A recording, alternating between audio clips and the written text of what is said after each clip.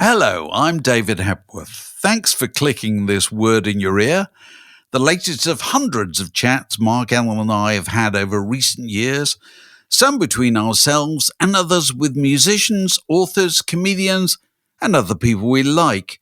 If you'd like to help make sure they continue, you might consider being a Patreon supporter by visiting patreon.com/wordinyour-ear, or just by liking or subscribing in whatever way you prefer. On with the show.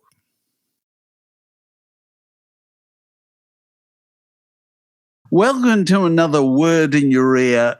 It's fascinating nowadays when music is largely a question of noughts and ones spat down the telephone line, that still the original music carriers and the various different shapes they took still exerts a powerful fascination for some of us anyway, at least.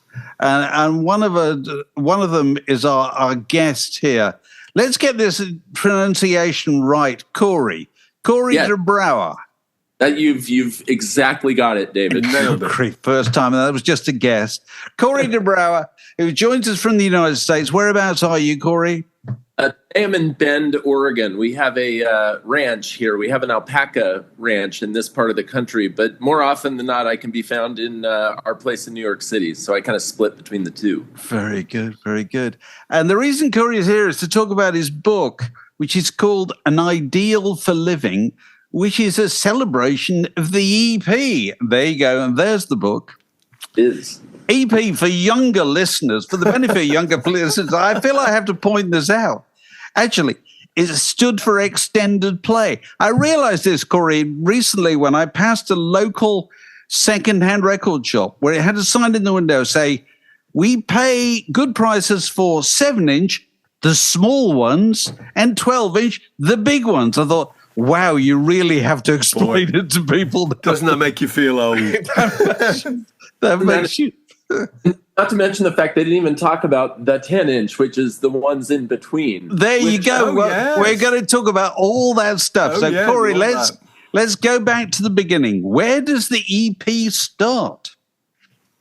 Well, where the EP starts is it's a result of a good old-fashioned battle of the speeds, sort of like a form factor war, like what happened with DVD and Blu-ray, in the 80s, I guess. So this would have been the 1950s or late 40s, actually. And so Columbia owned the rights to the 33 and a third RPM LP. So it introduced the album in 1948. And then RCA Victor owned the rights to the 45 RPM single, which I think came out the following year, like 1949. And as best I could tell from my research, the RCA team had made some improvements. Generally speaking, technology, the vinyl pressing was starting to improve so you could get more time, space, and recording on a single disc. And so RCA Victor comes up with the idea that they're going to create a, like a discount LP. They're going to put, 4 cuts on a single, and they're going to use their signature artist, Elvis Presley, as sort of the vehicle to prove that this has commercial viability. And so I think the first EP is, as best I can tell, RCA Victor had a holiday catalog, the Christmas catalog that they would put out every year. And in 1952, they published their catalog, and there was an EP in that catalog called Christmas Party by a family group called the Three Sons, which is actually a disc that my grandparents owned. And so that disc, that EP is in the book to kind of mark the milestone. And I think that, the particular magic of the EP at that point was that it was neither fish nor fowl, right? The first EPs tended to be catalog artists. So Elvis Presley, Chuck Berry, Little Richard, Carl Perkins, Buddy Holly. They would take the albums and basically skim the cream of the crop and publish those as an EP, like an album at a discount. And then, later, and then it changes shape after that. But I would say probably the early 50s are about when it starts to happen. Right. So was the idea to try and get a march on the singles chart by giving you more value, or to run it as a trailer for the LP, as a marketing tool? Probably more the former than the latter, although Mark, you're asking a great question, and actually much later in the EP's development, big artists, Kesha, Coldplay, people like that are using the EP as a stocking stuffer to get a second bite at the album chart. So they might have a really big album, and then an EP would come out after that to do different mixes or maybe songs that didn't make the record as a way to get the album back into the charts again. So that second strategy does come about, but it's many decades afterward. Now, you touched upon already the 10-inch and all that. It's quite interesting that I think one of the EPs you talk about, quite an early EP, is Frank Sinatra's what in the wee small hours in the morning, wee small hours in the morning, which he wanted to be an LP, didn't he? He wanted to be a 12-inch. He did 14 songs, whatever LP, but there was in the early days of the LP there was a real suspicion about pop singers doing a whole LP. It wasn't felt that they could do that. Tell us a bit more about that. Yeah, so that particular that particular album in the wee small hours, going from memory, but I want to say it's probably 1956, something 55. Like that. Yeah. Somewhere in that zone. And before they publish it as an LP, now you have to remember, like at this point, Frank's career has sort of run aground a bit. You know, he had a TV show that was canceled. He had a major label deal that was canceled. He had 2 marriages; those were both canceled.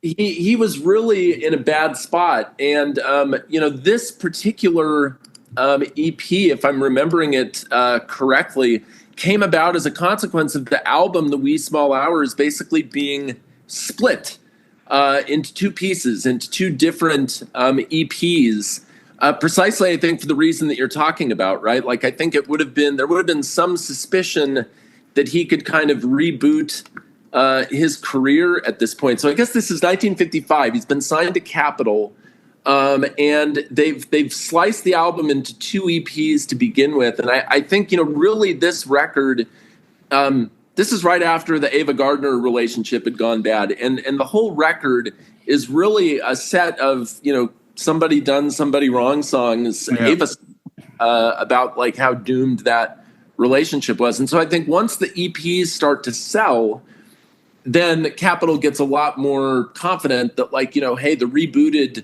Frank is going to be successful here. And I think, frankly, the EP played a role in kind of rebooting his career, which of course went on to legendary status, but it wasn't obvious probably at that point that was going to happen. But it is interesting, isn't it, that there was clearly a feeling at that point, and you could say with some justification that the perfect medium for a pop artist is 4 songs on an EP. It's not 12, it's not 2, it's 4. You know what I mean? Where they can demonstrate some kind of range. Is that fair to say? I think that's absolutely fair to say. And if you look in the book, the book is organized by chapters, and the chapters are decades.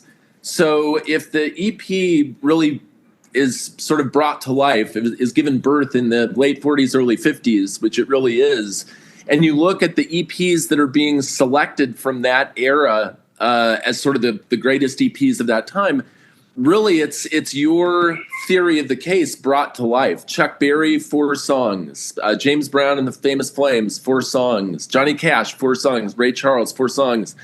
So you really do get a sense that, like, when you're skimming the cream of any given artist, if you don't want to invest in the full album's worth of material, which might include some filler, 4 songs is actually a pretty perfect length. And the EP... Interestingly, there are only 2 EPs that have ever achieved what I would call like platinum sales status. Okay. Cool. Those are both Elvis Presley EPs. And so it stands to reason, like you say, that if you're really skimming the cream of any given artist, that you look at sort of like their top 3 or 4 songs, press them up into an EP, and that becomes sort of an instant hot selling item. Right. Have you got some old 50s ones there to show us? I think you've dug something out, haven't you? I did dig something out, although it's funny. I'm going in a completely different direction here. Okay, whatever. It doesn't matter. It doesn't matter. You're among friends. We're talking about records. Oh, wow. You see, that's hit the spot with us.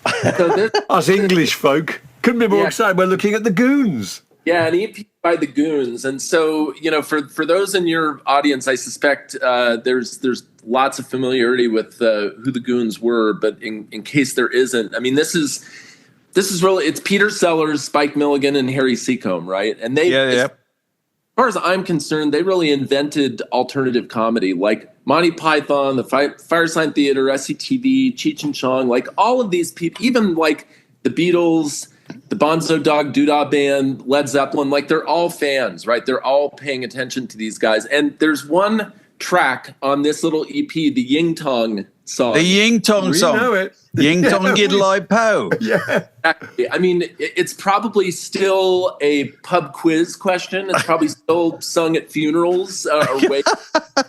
I mean, it really establishes them as capable of having humor in song in addition to like these very funny routines that they were doing as well. Yeah. Well, the comedy record was a huge thing in the 50s and the early 60s, wasn't it? But in both the United States and the UK, it was a huge thing. And it was communal listening, wasn't it? Yeah, absolutely. Not something you could really enjoy on your own. You had to get the whole family together to listen to it.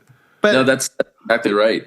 So I'm going to go wave one here. I don't know if you can see this, as we often talk about this. Oh, the Beatles Twist and Snap.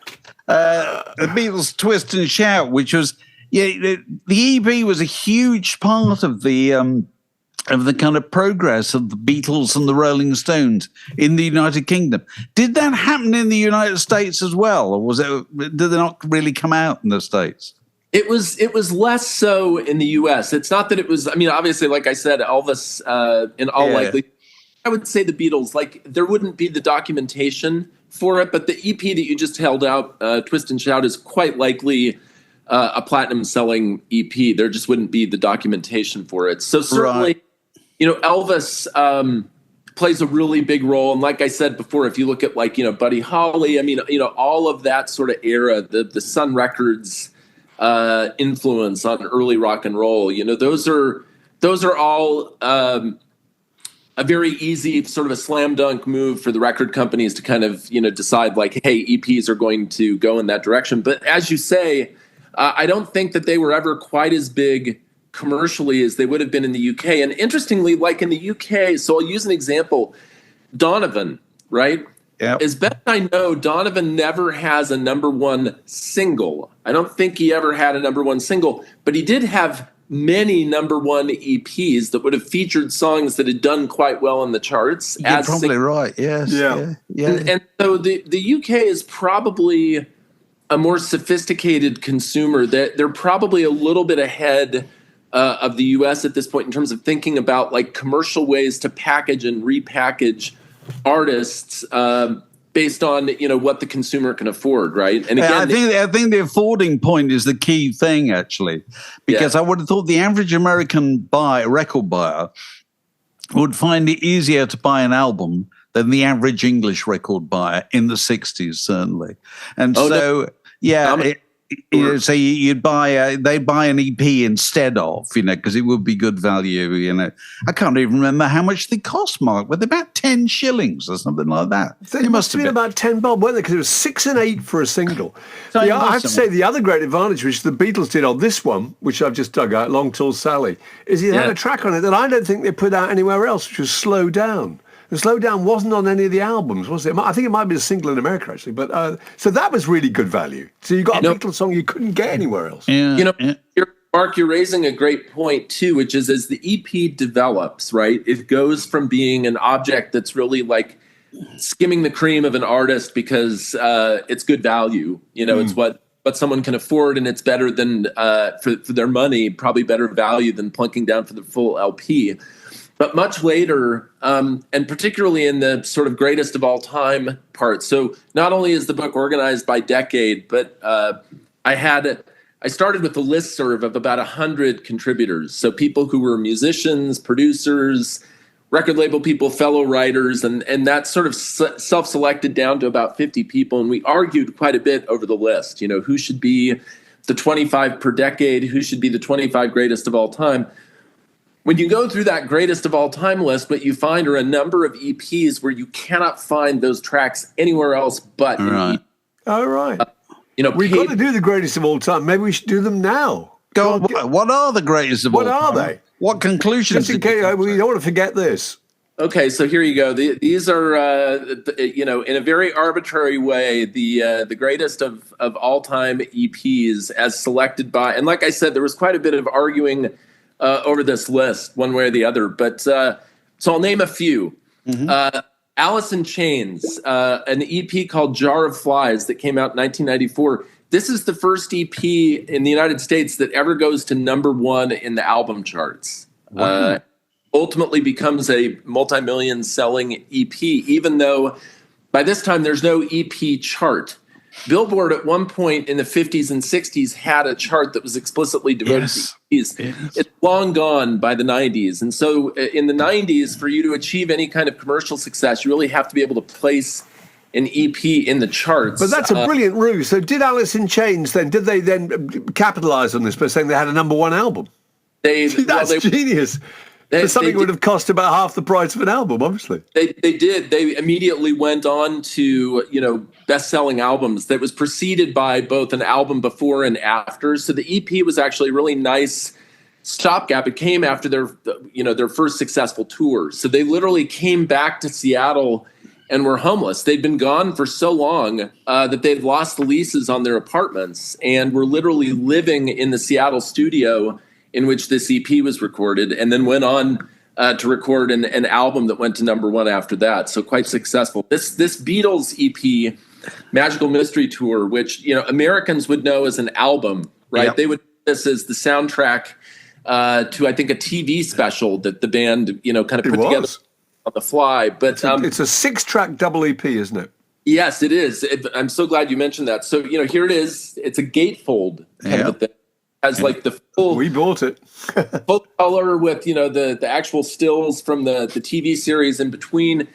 And I think that for British consumers, it would have been it would have been seen as a very greedy thing, I think, for the album to come out in the UK, right? These were songs that, like, the double-sided single that the band was so famous for at that point in time.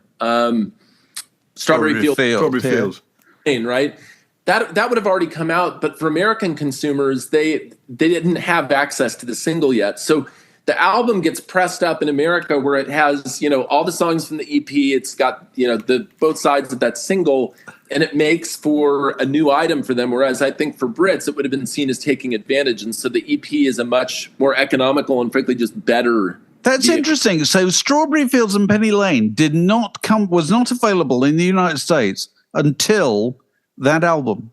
So really? It was pressed album, and then ultimately was made into a single after that, right? But at the time, the Beatles American record company just mashed all of those things into a single release. So your differences in format even then. What else is on that list? The Buzzcocks, Spiral Scratch. Of course, yes. Of course. So this is all interesting. I mean, because the EP kind of in Britain just largely disappears, it seems to me, in the late 60s and the early 70s. And then what brings it back is punk rock and independent record labels. Go on. Punk absolutely brings it back. So the Buzzcocks, I think this EP comes out on the New Hormones label, right? Yeah. Like little tiny Mancunian label that was probably put together just for the sole purpose of it was the Buzzcocks and their mates. I mean, people did these records by finding a place they could make a record, which was a miracle anyway, and then finding a place they could get it pressed up. They found usually some local plant who mainly made records for educational purposes or whatever. Somebody would go in there with a tape and say, "Okay, I'll give you £200 if you'll turn out, I don't know, 500 singles for us or something." All of which are now worth several thousand pounds. Yes, probably. The factory sampler was another good example of that, actually, wasn't it?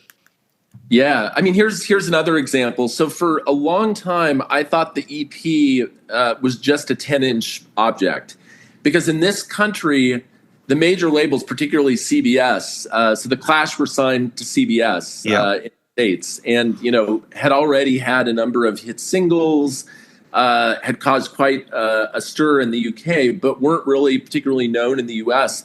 So this thing, Black Market Clash, is a 10-inch EP that was pressed up probably just for American audiences. And you look at what's on the record, it's a total mishmash. Capitol Radio 1, The Prisoner, Pressure Drop, Bank Robber, Dub, so you're seeing both the punk, and then you're also seeing what the band is moving into in terms of like reggae, dub influences, all of which came much more clear when London Calling was released the following year. But for US audiences, this may very well have been the first time that they had really heard the Clash, and it's just a total mishmash, right? So it's interesting also the inclusion of a cover version there, Police and Thieves in the case of that, which very much relates to the tradition of the Beatles, Long Tall Sally on an EP, the Rolling Stones, Around and Around was on 5 by 5.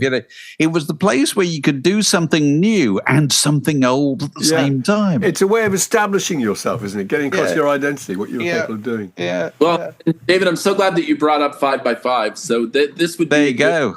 This is a good disc to mention from the 60s. So the cool thing about this disc, which ultimately in the US becomes 12 by 5, right? Like this, their second release. But 5 by 5 is recorded at Chess Records in Chicago. And the cool thing about this is not just that it gives, Keith in particular, I suspect, a chance to sort of spotlight his hero, Chuck Berry, right? Like they're paying tribute to the black blues artists that so influenced the sound.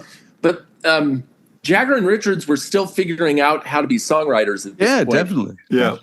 They were using a pseudonym, Nanker Felge, right? Yeah. I think Felge. Yeah. Felge. I'm not pronouncing it the right. Nanker Felge. And so there are a couple of songs on this EP, 2120 South Michigan Avenue, which is an instrumental, and a track called Empty Heart.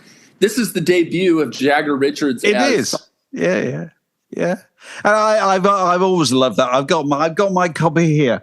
I've always loved that. I love that picture. I don't know if Gary Mankiewicz took that picture. He might well. It's their height. They're exactly the same height in the picture. They've been arranged. Everything about it is perfect. But I love the idea of that because it's a kind of concept EP. It's 5 by 5. Yes. We did it in one studio, in one session, in Chicago. That's very exciting, And 2120 South Michigan Avenue is the address, I think, of the of Chess Studios at the time, and it also contains their version of Around and Around, which is, I will assert, better than Chuck Berry's version. And I will fight anybody who says different. Anyway. I would agree. Funny enough, in the next decade, in the 70s, so I grew up in Southern California, and there's a punk band in Southern California called The Germs. And The Germs, you have Darby Crash, who dies of a drug OD, and you have Pat Smear, who later goes on to fame and fortune in Nirvana and then the Foo Fighters. But they're very young people at this point. And they are playing a version of Around and Around that is quite clearly this version. Absolutely. It's different tempo, isn't it? It's far perkier, it's far more up tempo. So what else have you got there? Go on. What on your list of the greatest EPs and stuff you got in front of you? So more things on the list of the greatest EPs. So the cool thing about organizing it by decade is that you watch the longitudinal history of the music industry sort of unfolding in front of you. And hip hop for many years is viewed as sort of it's a novelty item, right? It's not at all clear that these rap battles in the parks of New York City are going to amount to anything more than just sort of like a very niche interest for a niche audience. By the time you get to 1990, Ice Cube, who had been in the band NWA, had left. And he was the first of that group to go solo. This before Dre has, hit records and everything else. And Ice Cube puts out an EP called Kill at Will, which in the U.S., they don't even use the word kill. They mark it out, and the EP in the U.S. is just called At Will. It has a gun on the cover, and they sort of take pains to sort of paste the gun that's on the cover. But this is not only one of the greatest EPs of all time, it's really, in my view, the signal that hip-hop is actually a for-real musical format. And, of course, now we don't have to explain that to anybody. I mean, it's on the top charts. It dominates the hit parade, not to mention musical conversation, right? So when you have Kendrick Lamar and Drake having beef with one another. You get bunches of songs that are streamed out there that are basically the two of them beefing with one another. But in 1990, when this EP comes out, first of all, it's terrific. And to Mark's point, includes tracks you can't find anywhere else in Ice Cube's discography. But it also starts to signal that like hip hop is a very real commercial force. One other EP I have to bring this up. You can't imagine you'd be able to put out a record called Kill at Will these days with a gun on the front. That's amazing, doesn't it? But anyway. Tipper Gore and the Parents Music Resource Organization, trying to convince people that there was devil music and that, this actually can kill. So the book itself is named after this Joy Division EP, and Ideal for Living. And I saw a copy of this EP on Discogs this morning for $7,000 US, right? Wow. So, David, to your point, some of these things, I'll use another one. This is the first record by Factory Records ever. Yeah, that's the one I was talking about. Factory Sampler. It's amazing, isn't it? Factory Sample, which includes 2 tracks by Joy Division, the Durruti Column, Cabaret Voltaire, and then John Dowie, which is unfortunate. Those are perhaps throwaway things. But it's on rice paper that's been dyed silver. Of course. Yes. Very limited copies. It's got a gatefold. You can spread it out. Again, copies of this thing trade for, kind of a small ransom. But it does give you a sense of where Factory, the label, is trying to go, right? Like before New Order, before Happy Mondays, before Manchester happens, it's Factory, starting basically the northern wing of, post-punk, basically. It's also the thing that runs through all those independent singles of the late 70s is that we forget this in retrospect, that the record business used to be a branch of the packaged goods business. Yes. And so all those guys who started those companies, Dave Robinson at Stiff, Tony Wilson at Factory, their equivalents in the United States, they were all obsessed with the idea. I want to be the Berry Gordy of my little scene or whatever. And I want to produce records that feel like proper records. And that's half the excitement of it, is getting it back from the factory. And, oh, God, look at it. It's wonderful. Of course, that's totally departed now. Oh, my goodness. I mean, the whole idea of album art or any kind of object that you might hold in your hand. I mean, it's funny because vinyl has had something of a resurgence, right? Like it's not a novelty. You can actually go to a record store again and buy actual records. But as you point out, like digital technology really changes, the entire industry, frankly, forever. It changes the economic model, the whole thing. What's funny about it is the EP, for as maybe ephemeral or marginal an item as it is, it not only survives, but it thrives throughout every turn of the industry. So it goes from vinyl to tape to CD to download to stream. And I spoke with a guy from Pandora who runs their digital catalog for the book. And he shared with me some sales charts or sort of streaming charts that would show you what the download patterns were. At one point in Pandora's history, EPs were 20% of their overall catalog. So it's fascinating to think about, but it's very cheaply done, right? That's another appealing part of the EP now in the streaming era, is that the record company clearly has very little investment in an EP. So you go into the studio, or not even a studio, your bedroom, your digital recording, your Apple based software, your Garage Band or whatever. Yeah. And you can do it literally bang over the course of a weekend and float it out there. And so if you go to Spotify or Apple Music, you'll find quite a few EPs, recently released ones that are a fundamental part of their catalog. And I suppose it also fulfills the need nowadays. They always say this in the music business now, in the record business nowadays. What you've got to do is keep putting out products all the time. Don't have people waiting 3 years for your big release. They won't.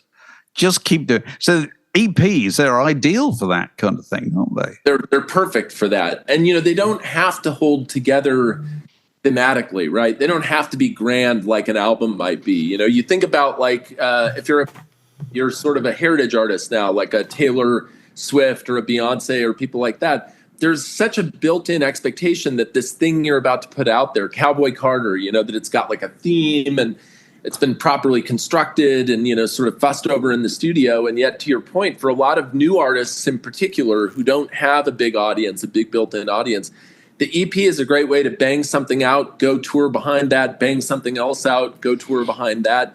It just doesn't require nor does it have the expectations that an album would have. It's a shame that it doesn't have the kind of artwork element, because one of the really exciting things about it in the 60s is that most of the singles were out in a paper sleeve with no picture, but the EPs had a little mini color cover, which made them really, really collectible.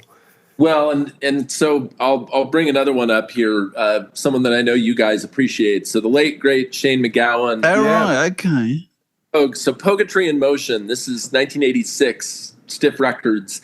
To your point, Mark, this is a fun object, right? Like, it's got amazing artwork on it. It's produced as their prior LP was. So the band had just recorded Rum, Sodomy, and the Lash with Elvis Costello. That would have been, I think, 1985. So this comes out in 1986.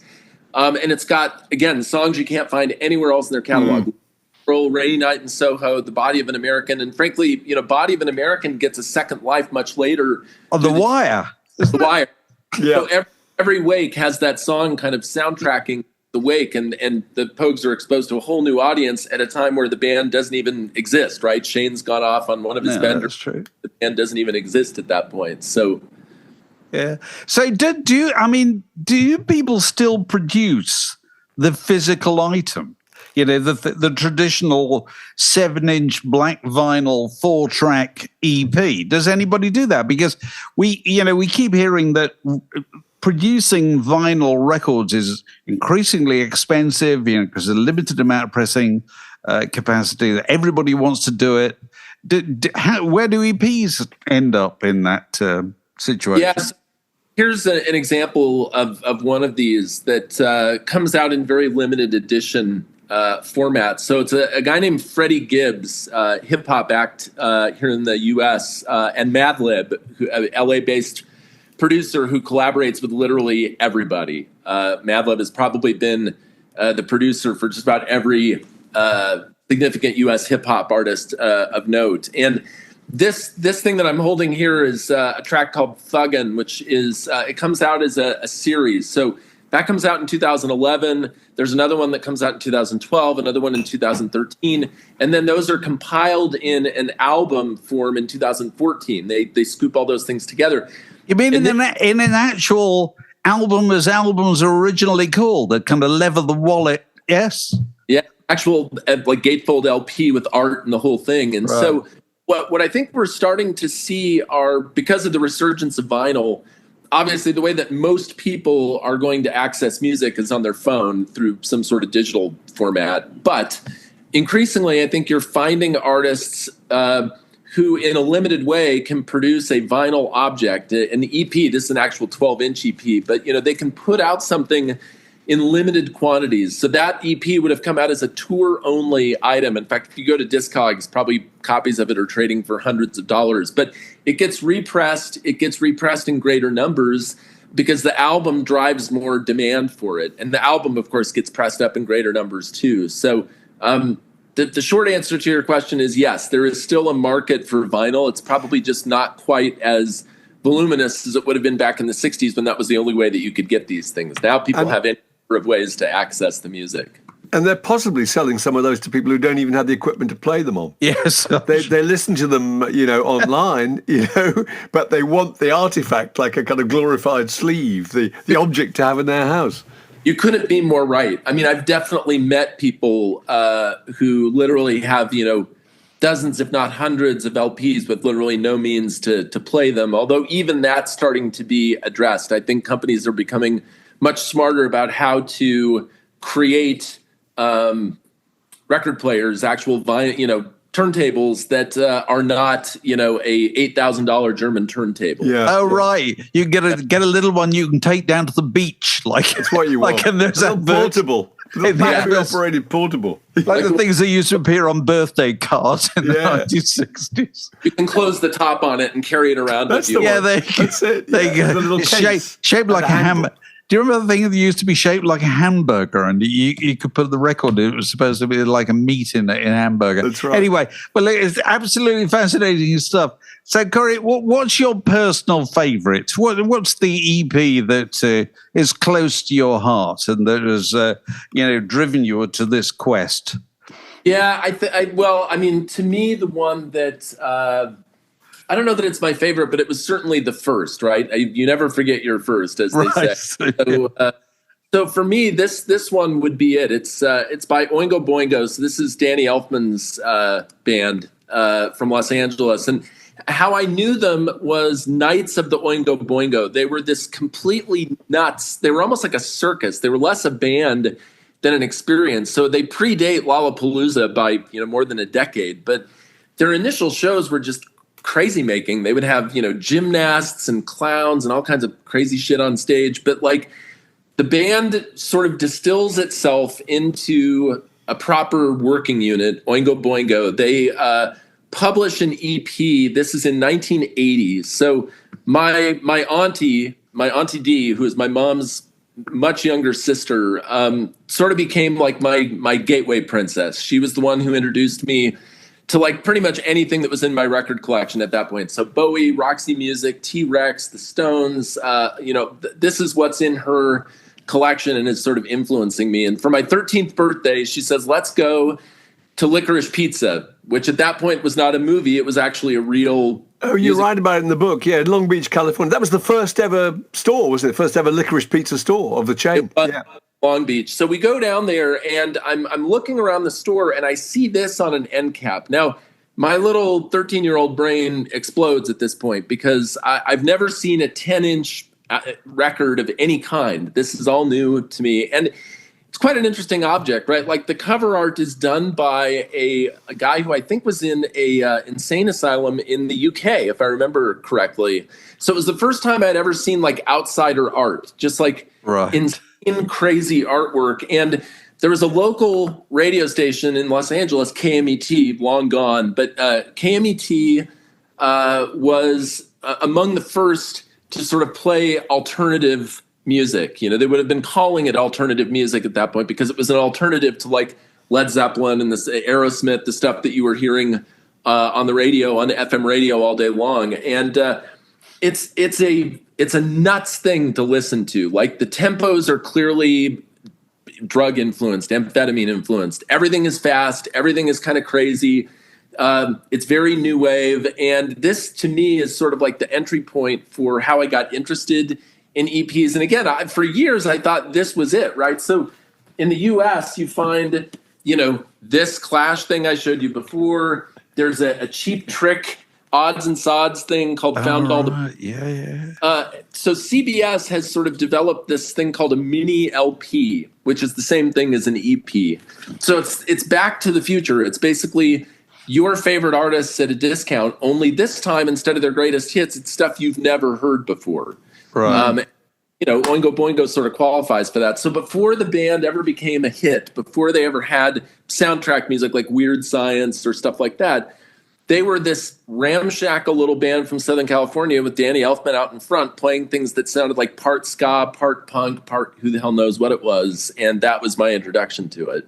Okay, so that's Oingo Boingo. Brilliant. That was the root of the entire book, really, wasn't it? That's the root of the entire book. Yeah. My personal favourite is still Twist and Shout, but it's honourable company to be in, and all covered in Corey's book, An Ideal for Living, a celebration of the EP extended play. If anybody doesn't know what that means, highly recommended, and we'll publish details of where you can get hold of a copy. Corey, it's been lovely to talk to you.